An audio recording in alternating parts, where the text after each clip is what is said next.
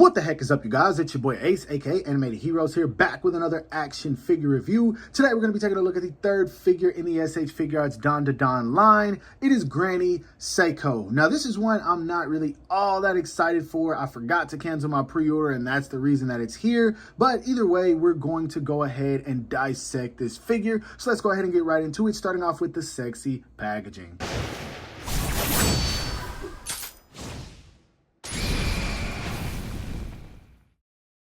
Now, one thing I can say I enjoy about these figures is the actual box, man. I love the fact that they are filled with colors. I'm a person who, I just love color. And if you look at the front, we've got some yellows, some reds, some blacks, some blues. You've got an image of Granny on the front. You got the window where you can see the figure. It does say Seiko. We've got Tamashii Nation's Bandai in the bottom, SH Figuarts DanDaDan. And then, of course, on the back, you got the figure somewhat posed up. You're not really going to get a whole lot out of this. But yeah, and then we've got some stuff at the bottom I can't read because I imported this figure from Ami and it's still in stock if you want to get your hands on it. But anyway, let's go ahead and bust her out of the box so we can see what she's all about. Now, if you guys have seen any of my SH Figuarts DanDaDan reviews, then you pretty much already know how I feel about this line. Usually the sculpt work and the detail come out great, but that doesn't take away from all of the problems that this line does have. Now, taking a look at Granny Seiko, first off, I will say, as usual, the sculpt and the detail look amazing. This figure looks like she walked right out of the anime, and that's one thing that's always going to make me happy. But when it comes to this line in particular, that's usually one of the only good things I can say about it. But I'll start with the good and then I'll get into everything else. First off, the face sculpt looks very, very nice. Now, as you can see, there is some gapping along the sides here, and that is because she's not wearing her glasses and you are supposed to slide those on. So that's why you see the gapping in the sideburns. That's to be expected. The hair sculpt looks very nice. I think there's some shading in there. It's hard to tell.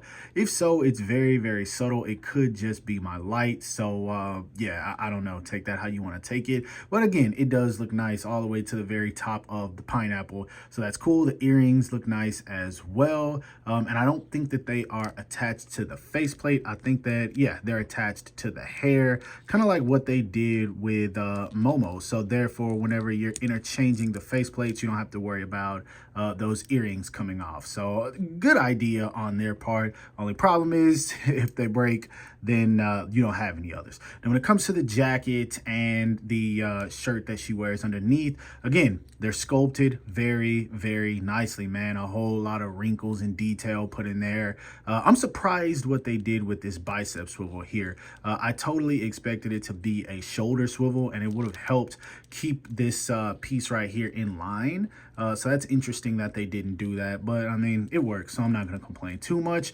Now, getting into my first problem with this figure. I said this already, man. These knees, bro, these knees, the clamshell knees, this is just so freaking ugly. I don't like this at all. Never going to like this. Why do we not have double jointed knees on every line at this point? It is 2025 and we're moving forward on to 2026. No figure should have clamshell single jointed knees. And anyway, down to the feet. Now, oh, I almost dropped the figure. There's no issue with the sculpt and detail on the feet. I mean, they look fine. As you can see, her sandals look great. But we have one issue here. What? Look at this, bro. Look at this, bro. They just flop around. Like, these are the most loose joints on an SH Figuarts I have seen in a very long time. So I don't know what's up with that. That's going to be a problem when it comes to standing this figure. Hopefully it's just my copy, but I don't know. You guys tell me in the comments if you decided to pick this up. And overall, a very good looking figure, nothing too special. Let's go ahead and put her back so we can see how tall she stands. Now, when it comes to her height to the very top of her forehead, she's right at about maybe 5.5 inches. To the top of her hair, she's right at 6.5 inches. So pretty tall to the top of her hair, about average height to the top of her forehead. Articulation wise, she looks up pretty good. That's a decent amount. I'm not gonna complain about that. She looks down pretty good as well, so not bad. And then you don't really get any gapping or face plates coming off, so that's cool. Really good tilt and turn. I'm sure this head is probably on a double ball peg, which is what we should get with every single one of these figures, or every figure at this point. Anyway, the arms. Now, funny thing about that arm popping off, I actually was just going to make that a comedy segment because I thought that I just did something wrong, but the design is actually terrible. So I'm going to break it down to you guys. So first off, the arm does not lift up at all. Otherwise, joints start coming out. And as you can see, you got this ball peg that connects into the shoulder. And then you also have a ball peg that connects into the bicep. And so when you start articulating this, pieces are going to come off like crazy. The arm actually isn't meant to go up at all when it comes to hitting T poses. The only way you get her arm to go up is if you rotate upwards, meaning T poses are just not possible. Otherwise, this is going to happen every single time. So that's terrible. That is absolutely terrible, yo. What in the world? And then when it comes to butterfly joints, it's non-existent. So her arms don't really come over. Oh, there it is again. The ball peg coming right out. So her swinging the bat poses, I mean, they're not going to be good. Thankfully, that one pops back in there. This one's a little bit more difficult to get on. But yeah, arm design, terrible. Just be aware of that. And I said arm, but I meant specifically the shoulder. Now, when it comes to the rest of the arm, the bicep swivel works fine. I still think they should have had it at the shoulder just so it doesn't break up the design, but it is what it is. She does have single jointed elbows with pretty good range. I'm not going to complain about that because she is wearing a jacket, so it's kind of to be expected. You're not going to get the most range out of something like this. There's a tad bit of gapping in there whenever you bend the jacket in, but again, that comes down to design. It's to be expected. The hands do move around just fine. They are on a very tiny, sturdy ball peg, so I think that's good. When it comes to the diaphragm right here, I'm not expecting much range. She crunches forward about that much.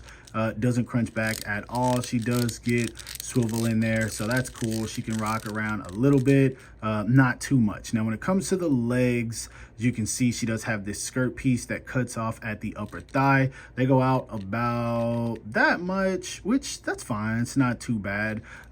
She kicks forward only about that much, which isn't much at all, which, I mean, she doesn't really do anything crazy from what I remember, especially not in season 1. I haven't seen season 2, but so I'm not going to expect her to be crazy mobile, but there is a pose I wish that they had given us some interchangeable legs for, because she does sit a lot and it's like a thing for her. So I would have loved to have gotten some interchangeable legs.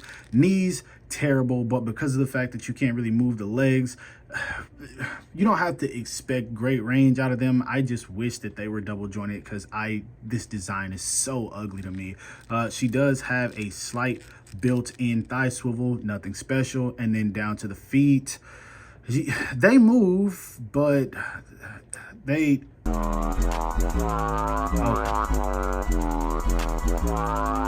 Now, I hope you guys kept in mind, I did tell you that the feet were going to be a problem. As you guys can see, when you try to stand her feet just kind of like flop all over the place because of how loose they are. And as you can see, she's like just falling and not standing. It's absolutely ridiculous, man. Like, I don't know what the hell happened here, but this is not good at all. Now, when it comes to accessories, I guess you get a decent amount. For the most part, you get what you should get with this figure. She comes with a neutral expression and a pair of fist hands right out of the packaging. She does come with 3 additional face plates. She comes with this smiling, eyes closed facial expression, which this is cool. She comes with this kind of mouth open talking expression, which this one, a little whack. I think it's unnecessary. And then she does come with this yelling, I guess, angry attacking facial expression, which this one's probably the best out of the additional 3 that she comes with. I do wish we would have got like an irritated look from her, or a more serious face, or even a comedic expression, because she can be pretty comical from time to time. She does come with her glasses, which these are cool. I wish we had more than one pair of these, because if you lose them, it's a wrap. But they did decide they want to throw in 3 cigarettes, which this is terrible, man. I hate when they do this. Just give us one hand holding a cigarette that is attached to it. There is no need to give us these little tiny pieces that we can lose on carpet any given moment. Like, this is just terrible. Now, when it comes to the hands, she does come with a pair of relaxed hands, a pair of hands for holding on to the cigarettes, a pair of hands for holding on to her bat, and then a pair of kind of like palming hands. So 4 additional sets of hands, not bad. And then she does come with the bat itself. It does have the printed on kanji, which looks good, nothing too crazy, but it's well enough, so I'm okay with it. Now, that's everything you get with her. I do wish they would have thrown in a soft goods cape, because as we know, she does wear her cape from time to time. That would have been an easy accessory to throw in, and it would have made this figure feel like it's a little bit more worth the price, because I do think that this thing is priced at about 60-ish bucks, and for all the problems it comes with, we definitely needed more accessories. Now, I've spent 15 minutes trying to get this figure to stand up, so sadly I'm only going to be able to give you guys one size comparison because I'm not about to keep trying this. Anyway, for the size comparisons, here she is standing next to the SH Figuarts Casual Outfit Spy Family Yor, the SH Figuarts Granny Tsunade from Naruto Shippuden, and then a Marvel Legends Maximum Spider-Man. So all of these are great figures except for her.